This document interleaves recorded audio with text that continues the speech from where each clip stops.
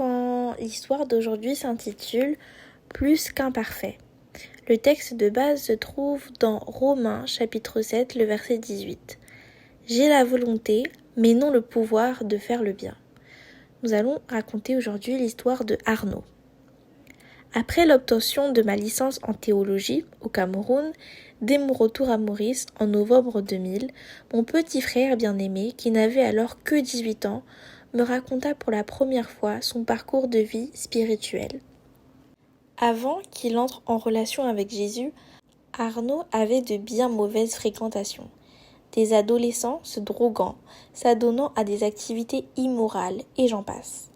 Bien que, la plupart du temps, ses copains non chrétiens se soient montrés généreux, avenants et non critiques, Arnaud se sentait souvent pris entre ces deux mondes.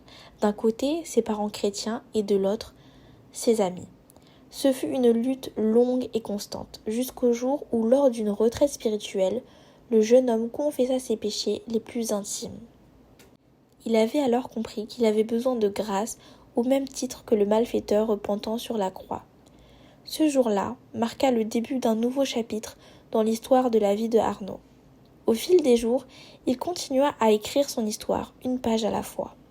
Il se rapprochait ainsi de son sauveur, et bientôt décida de consacrer toute sa vie à sauver des âmes perdues, comme il l'était autrefois.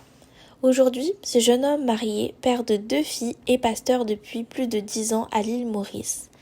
Tu n'as pas à agir comme si tu étais parfait avec les gens que tu côtoies quotidiennement.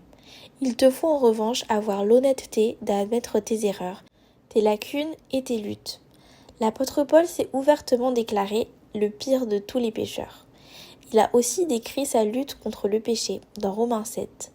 J'ai la volonté, mais non le pouvoir de faire le bien. Malheureusement, l'inverse était également vrai. Je fais le mal que je ne veux pas. Le fait de parler de tes combats te place au même niveau que tout le reste de l'humanité, exactement là où tu devrais être. Par contre, grâce au sacrifice de Jésus, tes péchés ne te suivront pas dans l'éternité. Comme le dit ce vieux proverbe, les chrétiens ne sont pas parfaits, ils sont juste pardonnés. Donc je t'invite à retenir que le pardon est ce qui différencie les chrétiens des autres.